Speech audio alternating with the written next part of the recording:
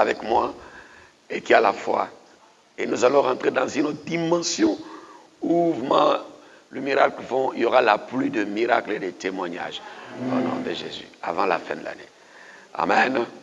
On a reçu beaucoup de messages, beaucoup de paroles qui nous ont plus ramenés vers Dieu.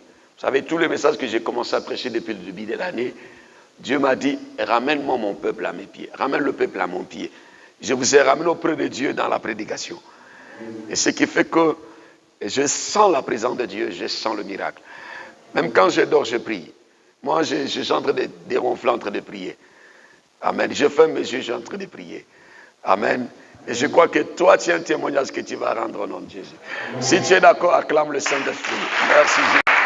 Nous sommes dans la saison de la bonne nouvelle. Quelqu'un me dit amen bien. Vous pouvez vous asseoir. Vous allez vous asseoir pour quelques minutes seulement. Tout à l'heure, Dieu m'a dit de te donner un verset. Tout à l'heure, il m'a donné. Je venais pour prier seulement. Et puis on va partir. Et l'Esprit de Dieu me donne le verset d'Ésaïe 60. Je vais lire rapidement, mission, que Dieu te bénisse. Je vais lire rapidement pour aller vite. Ésaïe 60, nous avons 3 versets que nous allons lire. Il dit, lève-toi, sois éclairé, car ta lumière arrive. Et la gloire de l'Éternel s'élève sur toi. Voici, les ténèbres couvrent la terre et l'obscurité le peuple. Mais sur toi, l'Éternel s'élève. Sur toi, sa gloire apparaît. Amen. Amen. Maintenant, le verset 14 nous dit ceci. On s'est arrêté sur le verset 2. On va lire le verset 14 qui dit, le fils de tes oppresseurs viendront s'humilier devant toi. Et vous dites pas amen bien. Je répète le verset. Il dit, les fils de tes oppresseurs viendront s'humilier devant toi. Et tous ceux qui te méprisaient se prosterneront à tes pieds. Ils t'appelleront ville de l'Éternel. Sion du Saint d'Israël. Merci. Ça, acclame d'abord le Seigneur pour la parole. Merci Seigneur. Le Seigneur dit, lève-toi, sois éclairé. Dieu dit à quelqu'un, pour que tu sois éclairé, il faut que tu sois debout. Il dit, lève-toi. Parce que si tu es toujours assis dans le doute, assis dans l'incrédulité, tu es couché dans le raisonnement, tu es assis dans le soi-disant, l'année est finie. Tu es assis en train de dire que vraiment, est-ce que ça va marcher? Maintenant, Dieu dit, lève-toi pour que tu sois éclairé. Mes amis, vous savez, celui qui est debout là, il voit plus loin que celui qui est assis. Parce que celui qui est couché, s'il y a une table ou bien une chaise qui est devant lui, il y a des choses qu'il ne va pas voir de l'autre côté. Mais quand quelqu'un se lève, parce que quand Dieu dit lève-toi, ça veut dire que tu ne te lèves pas seul. Tu te lèves avec Dieu. Tu te lèves avec celui qui est plus géant que ton problème.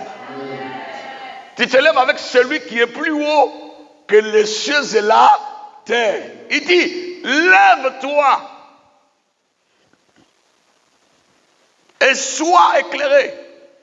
Mes amis, il faut que tu sois en esprit pour comprendre que ce que Dieu est capable de faire, même si nous sommes dans avant-dernier mois de l'année 2019, il faut que toi tu crois, au lieu d'être assis dans les soucis, les inquiétudes, dans le raisonnement, dans les calculs de ce monde. Il dit, lève-toi. Parce qu'à un certain moment, les enfants d'Israël étaient assis, étaient couchés. Ils ont accepté certaines situations. Au lieu d'être assis dans le Seigneur, couchés dans la parole de Dieu, ils étaient dans un autre raisonnement, dans une autre façon de voir les choses. Maintenant, Dieu vient avec la parole de promesse pour dire à son peuple que toi, tu peux t'élever. Alléluia. Ici, Dieu s'adressait à sa nation. C'est-à-dire, c'est une bénédiction pour Sion. Alléluia.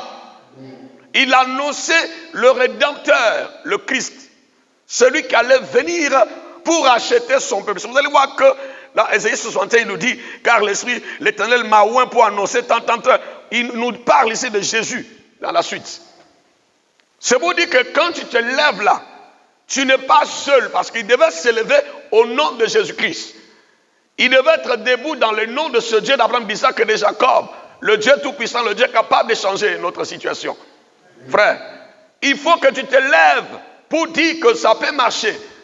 Il faut que tu aies des pensées debout, une imagination qui est debout, un langage qui est debout, une façon de voir qui est debout. Quelqu'un me dit amen bien ce soir. C'est quoi il dit? Lève-toi et sois éclairé, car ta lumière arrive. La lumière, c'est la présence de Dieu. La lumière, c'est la gloire que Dieu a promis à son peuple. Maintenant, pour expérimenter cette gloire, cette lumière qui arrive, cette restauration qui est déjà là, il faut que tu sois debout dans le Seigneur, que tu sois vivant, avoir une foi qui est debout, avoir une assurance qui est debout, avoir une façon de voir qui est debout. Quelqu'un me dit amen bien ce soir.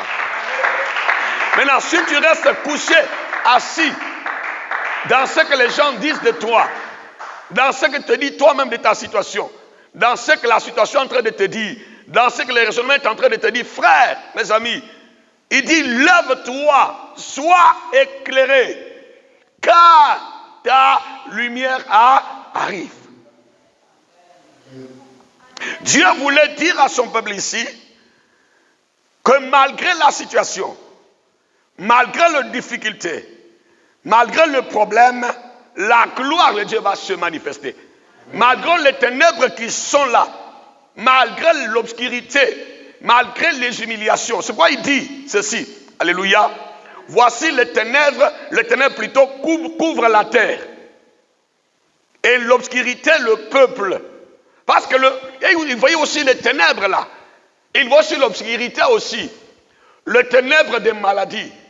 L'obscurité des chômages. Les ténèbres d'humiliation. L'obscurité des problèmes. Les ténèbres de non-accomplissement. L'obscurité d'échecs, des souffrances et d'attaques de la sorcellerie. Maintenant, étant dans cette situation-là, dans cette obscurité, dans ces ténèbres-là, maintenant Dieu dit à son peuple de se lever, de ne pas regarder aux ténèbres qui sont là, de ne pas regarder à l'obscurité qui était là, mais de regarder plus loin parce qu'il y a un Dieu à qui tu appartiens, un Dieu à qui tu as donné ta vie, un Dieu qui est au-dessus de tout, un Dieu qui est plus grand. Quelqu'un me dit amen bien. Dieu voulait dire à son peuple de ne pas regarder la situation, mais de regarder à leur Dieu. Mes amis, tu sais, toi tu as donné ta vie à Jésus. Tu n'appartiens plus à la situation. Tu n'appartiens plus à ton problème. Tu n'appartiens plus à ta difficulté. Parce que toi, tu as donné ta vie à quelqu'un qui s'appelle Jésus-Christ de Nazareth. Des fois, les chrétiens, on oublie qu'on a donné notre vie à quelqu'un. Ta vie là n'appartient plus au célibat. Ta vie n'appartient plus à la maladie. Ta vie n'appartient plus à la sorcellerie. Ta vie n'appartient plus au chômage. Ta vie n'appartient plus à la sérénité. Mais ta vie appartient à Jésus. Chrétien, tu n'as pas donné ta vie à tes problèmes. Tu n'as pas reçu le problème comme Seigneur et Sauveur. Mais tu as reçu Jésus. Mais des fois quand les problèmes viennent, on oublie qu'on a reçu Jésus comme Seigneur et Sauveur. Tu n'as pas reçu le célibat comme Seigneur et Sauveur de ta vie. C'est pourquoi malgré la présence de ton problème, il faut regarder plus loin. C'est pourquoi Dieu voulait leur dire ici que, bien sûr, les ténèbres couvrent la terre. L'obscurité, la surface de la terre. Mais sur vous là, il y aura la lumière qui va se présenter. Quelqu'un me dit amen bien. Si les ténèbres couvrent la terre. Oui, c'est une réalité. Les difficultés sont là. L'humiliation est là. La sorcellerie est là. Les démons sont là. C'est normal aussi parce que nous sommes sur la terre. Des fois, les chrétiens, ils oublient que nous sommes encore sur la terre. Nous ne sommes pas encore au ciel, mes amis. Bien sûr, nous avons Jésus. Nous sommes les citoyens célestes. Mais Dieu nous a gardés avec le ciel sur cette terre-là. Nous appartenons au ciel. Nous appartenons à Jésus. Mais nous sommes encore sur la terre. C'est le ciel sur la terre. Nous sommes les citoyens du ciel, mais sur la terre. Mais si on fait plus confiance à la terre qu'à notre Dieu, à notre royaume, on ne vivra pas la gloire de notre royaume. Parce qu'on accepte plus la réalité, c'est que ce royaume de la terre nous dit, que ce que notre royaume céleste nous dit. Le Seigneur dit ici, voici, les ténèbres couvrent la terre. C'est normal que les ténèbres et l'obscurité couvrent la terre et couvrent aussi le peuple de la terre. C'est normal qu'il y ait le ténèbre, qu'il y ait l'obscurité. Mais toi, tu as donné ta vie aussi à Dieu. Parce que Dieu parle de la terre ici. Hein. Il dit les ténèbres vont couvrir la terre. L'obscurité aussi, le peuple de la terre. Mais toi, tu dois t'élever au milieu de ce peuple-là. Pour proclamer ta foi. Pour proclamer ton royaume. Pour proclamer ton Jésus. Pour proclamer la vie de Dieu et les promesses de Dieu dans ta vie. Quelqu'un me dit amen bien.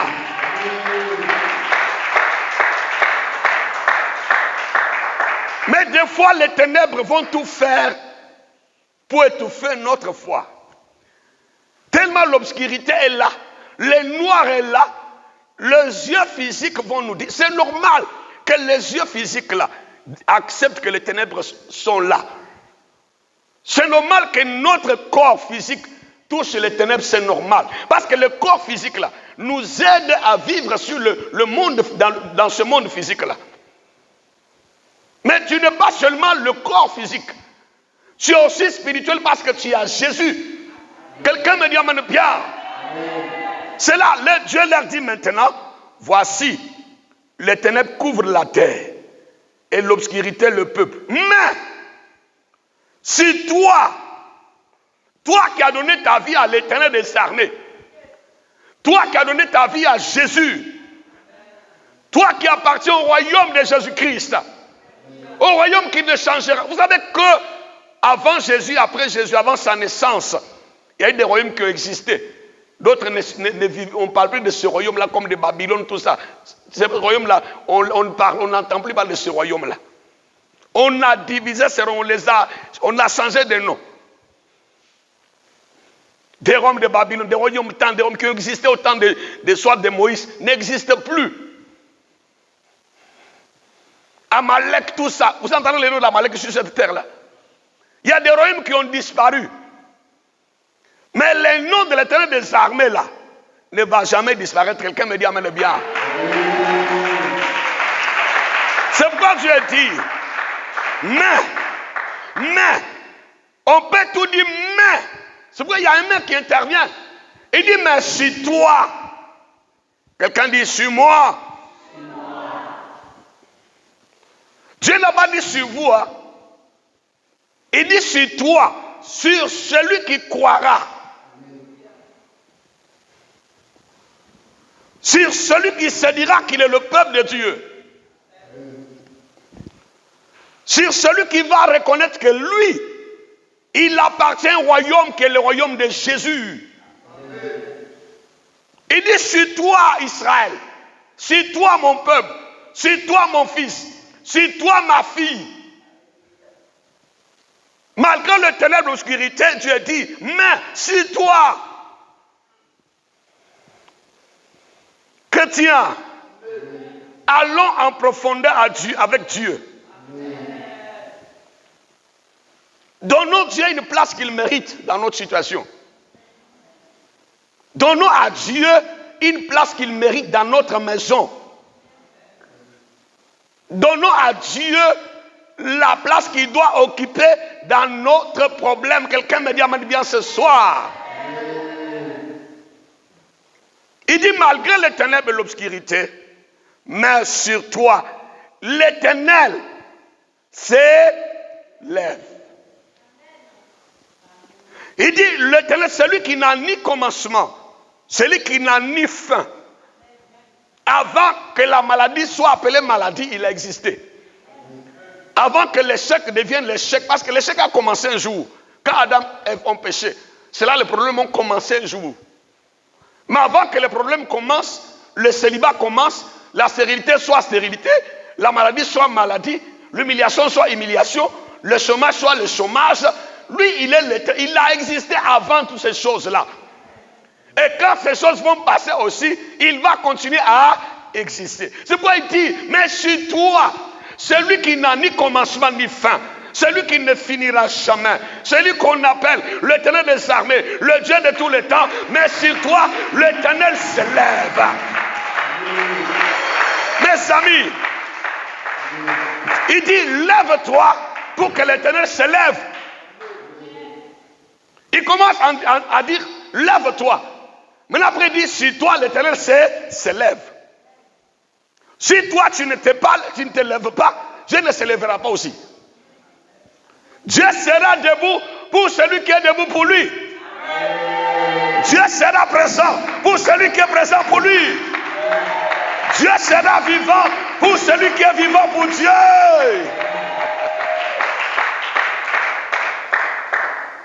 Lève-toi. Après il dit, sur toi, l'Éternel s'élève.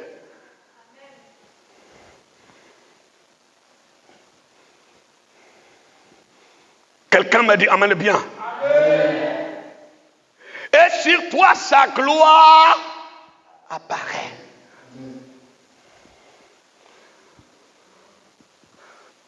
Dieu veut nous dire ici,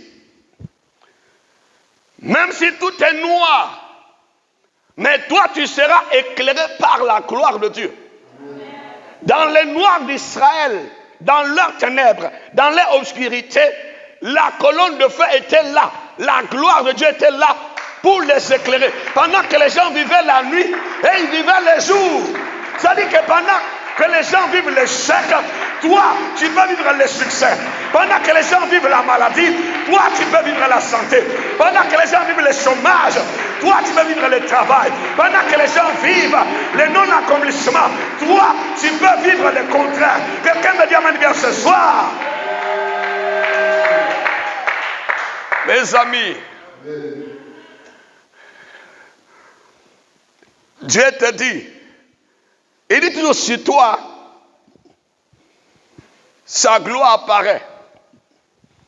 Pendant que les gens n'avaient pas mangé pendant 3 ans et 6 mois, la veuve de Sarepta, sur elle, il y avait la nourriture dans sa maison. Il y avait la gloire du supermarché. Pendant qu'il n'y avait plus à manger en Israël, mais dans sa maison, il y avait la gloire de la nourriture. Dieu n'a point changé, mes amis. Mais ce sont des hommes qui ont changé. C'est la foi qui a changé. C'est la façon de voir Dieu qui a changé. C'est la façon de prier Dieu. La façon d'aimer Dieu a changé. La façon de vivre Dieu a changé, mes amis. Mais Dieu, lui, il m'a dit même hier nuit qu'il n'a point changé. Mais ce sont les hommes qui ont changé. Quelqu'un me dit amen très bien. On va se tenir debout. Je suis debout pour toi. Je veux que tu sois debout ce soir. Seigneur, tu me dis ce soir, lève-toi. Je me lève ce soir. Je suis debout pour proclamer ma foi en Jésus. Pour dire qu'avec Jésus-Christ, je ferai des exploits. Il écrasera mes ennemis. Je proclame ce soir, si Jésus-Christ est pour moi, qui sera contre moi? Je proclame ce soir, que rien n'est impossible en Jésus-Christ de Nazareth. Je proclame ce soir que l'Éternel des armées est avec moi. Je proclame ce soir qu'il n'y a plus donc aucune condamnation pour celui qui est en Jésus. Je proclame ce soir que sur le Fils de Dieu, Jésus-Christ, m'a franchi ce soir. Je serai vraiment libre au nom de Jésus. Je me sépare de la façon de voir de ce monde. Au nom de Jésus, je proclame que ma foi est grande. J'accepte ce soir de croire et de regarder comme Jésus regarde. Et je proclame ce soir que je suis debout devant le Seigneur Jésus-Christ pour qu'il m'éclaire. Je suis éclairé ce soir au nom de Jésus. Je suis éclairé par l'élévation au nom de Jésus. Je suis éclairé par le travail au nom de Jésus. Je suis éclairé dans les finances au nom de Jésus. Je suis éclairé dans le milliard au nom de Jésus. Je suis éclairé dans les succès. Commence à proclamer que tu es éclairé ce soir.